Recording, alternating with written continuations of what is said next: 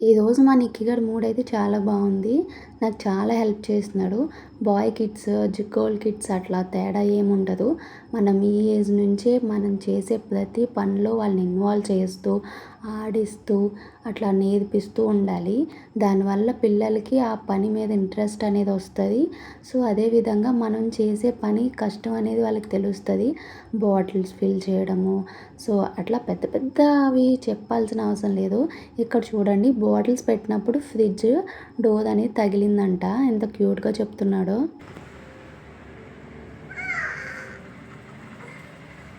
ఓహ్! అయ్యో! ఎక్కడ తీసిన వస్తువు అక్కడ పెట్టాలి అని ఇది వాళ్ళకి నేర్పించాలి ఈ వయసు నుంచే.